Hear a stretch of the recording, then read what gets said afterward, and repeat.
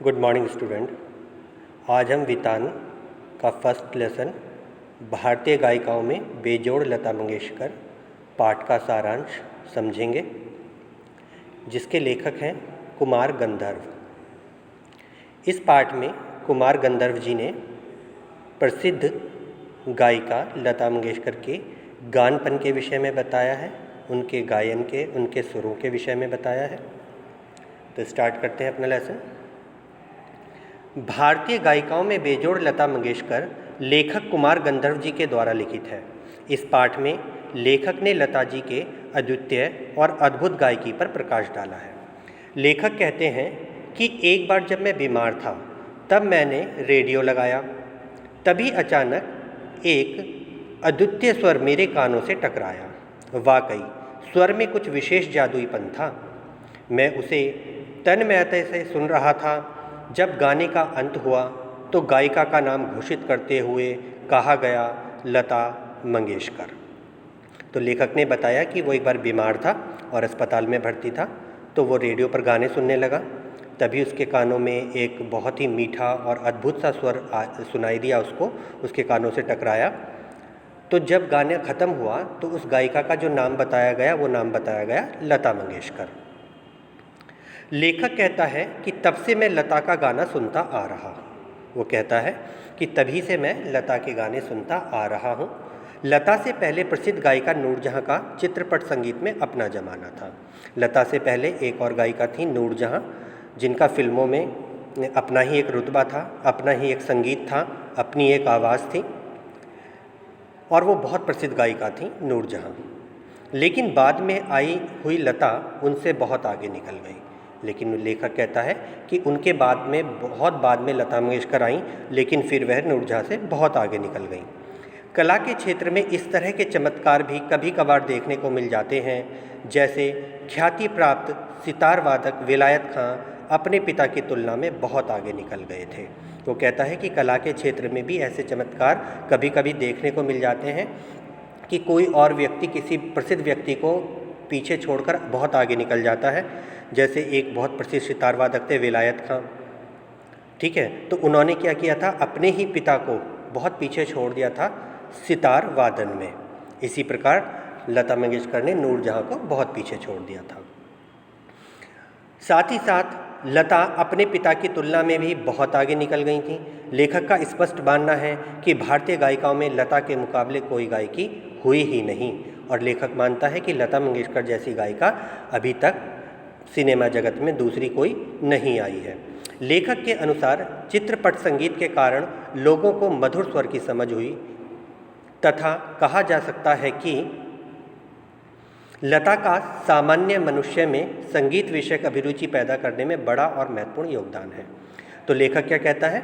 लेखक कहता है कि फिल्मी संगीत को प्रसिद्ध करने में अगर किसी का हाथ है तो वह है लता मंगेशकर का। लता मंगेशकर ने चित्रपट संगीत को लोगों तक पहुंचाया।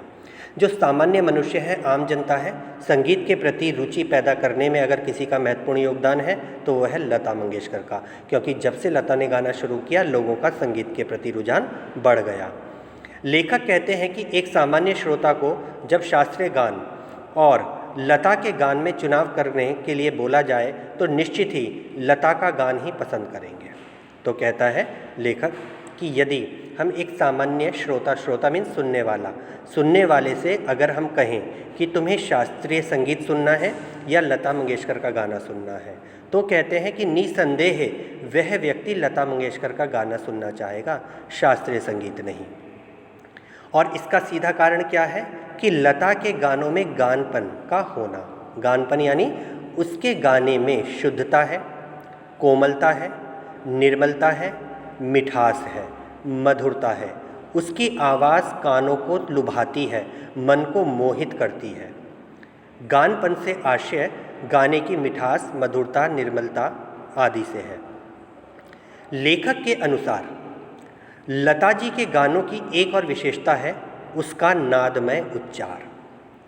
लेखक कहता है कि लता के गानों को जो लोग पसंद करते हैं तो उनके गाने की एक विशेषता और है, और वो विशेषता है नादमय उच्चार। नादमय उच्चार का मतलब क्या हुआ?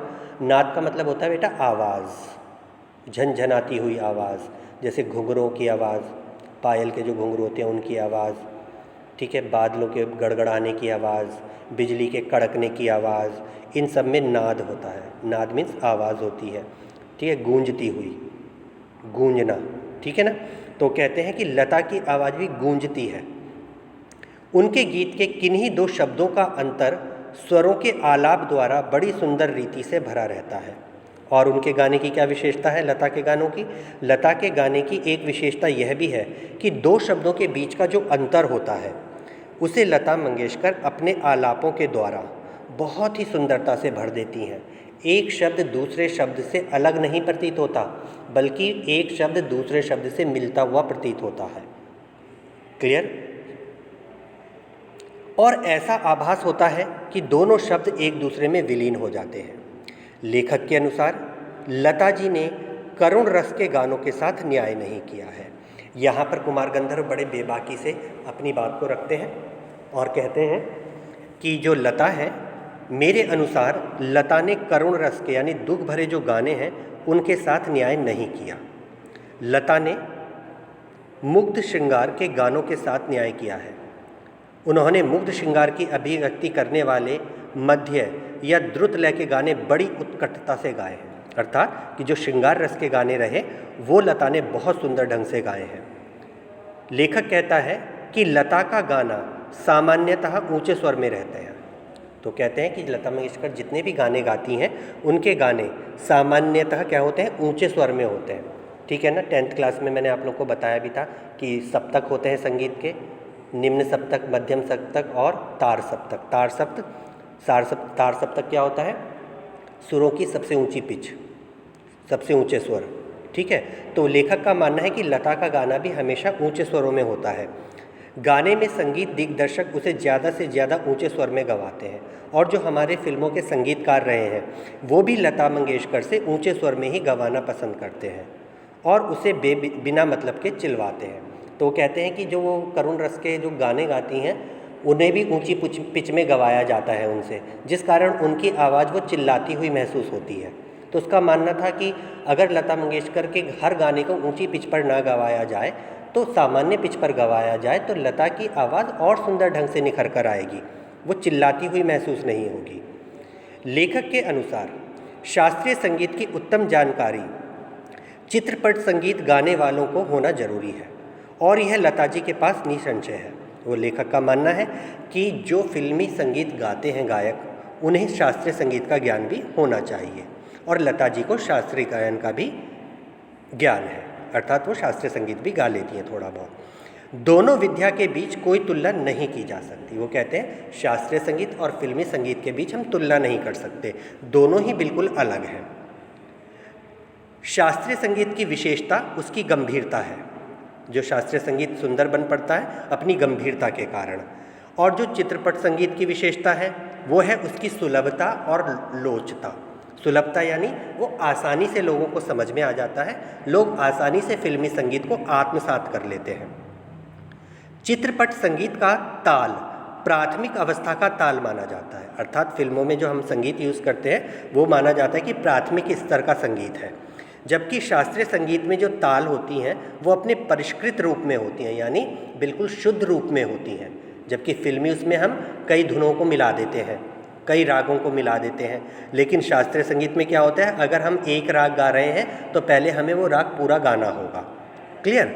लेखक कहते हैं कि लता के एक एक गानों संपूर्ण कलाकृति निहित होती है। क्या कहता है लेखक कि लता के एक एक गानों में संपूर्ण कलाकृति निहित होती है, अर्थात उसके गाने अपने में संपूर्ण होते हैं। उनके गानों में स्वर, लय और शब्दार्थ का त्रिवेणी संगम का अस्तित्व होता है, अर्थात लता के जो गाने हैं उन गानों में स्वर तो है ही, स्वर के साथ लय भी होती है, लय के साथ शब्दों का सही उच्चारण, ये तीनों चीज़ मिलकर ऐसा संगम पैदा करती हैं कि लोग उनकी आवाज़ में खो जाते हैं। फिर चाहे वह चित्रपट संगीत हो या शास्त्रीय संगीत, गाने की सारी शक्ति उसकी रंजकता पर मुख्यतः निर्भर रहती है। वो कहते हैं चाहे फिल्मी संगीत हो और चाहे शास्त्रीय संगीत हो, उसकी सुंदरता, उसकी शक्ति जो होती है मुख्यतः उसकी सुंदरता यानी रंजकता पर निर्भर करती है। आगे लेखक कहते हैं कि संगीत के क्षेत्र में लता का स्थान अव्वल दर्जे के खानदानी गायक के समान ही मानना पड़ेगा। यह बात सच है कि हमारे शास्त्रीय गायक बड़ी आत्मसंतुष्ट मिजाज के हैं। तो लेखक कहता है कि हमें मानना पड़ेगा कि जो लता का स्थान है वो भी अव्वल दर्जे का है, यानी खानदानी गायकों के समान है जैसे शास्त्रीय गायक होते हैं। लेकिन हमारे शास्त्रीय गायक जो होते हैं ना, उनमें आत्मसंतुष्टि कम होती है।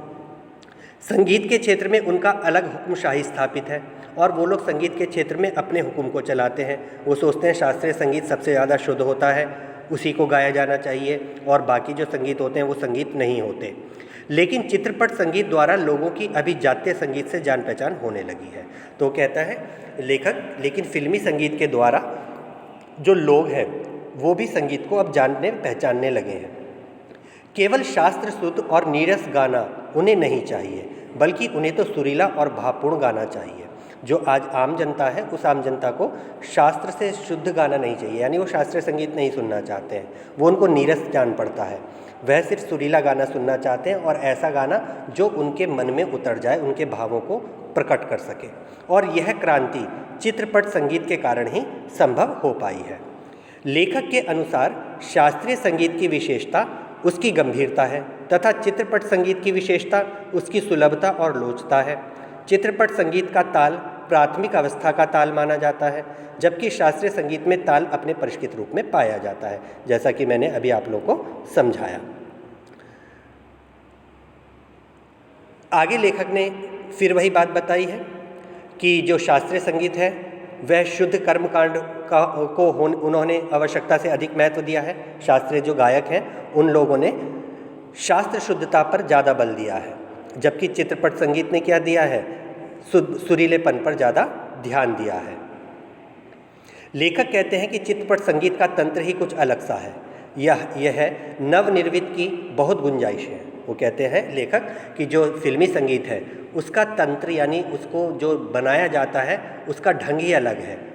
यहाँ पर नई नई चीज़ें बनाने की बहुत सारी गुंजाइशें हैं, नई नई चीज़ों का निर्माण किया जा सकता है यहाँ पर। आगे लेखक कहते हैं कि वैसे तो कई पार्श्व गायक गायिकाएँ हैं, पर लता की लोकप्रियता इन सभी से कहीं अधिक है। वो कहते हैं ऐसे तो बहुत से पार्श्व गायक गायिका हैं जो अच्छा गाते हैं, लेकिन लता का मुकाबला कोई भी नहीं कर सकता। उसकी लोकप्रियता के शिखर का स्थान अचल व अडिग है। ऐसे कलाकार शताब्दियों में शायद एक ही पैदा होता है। ऐसे कलाकार को हम अपनी आंखों के सामने साक्षात देख पा रहे हैं। क्या ये हमारे सौभाग्यशाली होने की निशानी नहीं है? वो कहते हैं कि हम लता मंगेशकर जैसे महान कलाकार को साक्षात अपनी आंखों के सामने देख रहे हैं, ये हमारे लिए सबसे बड़ी सौभाग्यशाली होने की निशानी है। तो ये पार्ट था बेटा भारतीय गायिकाओं में बेजोड़ लता मंगेशकर। अगला चैप्टर अगले वीडियो में। God bless you.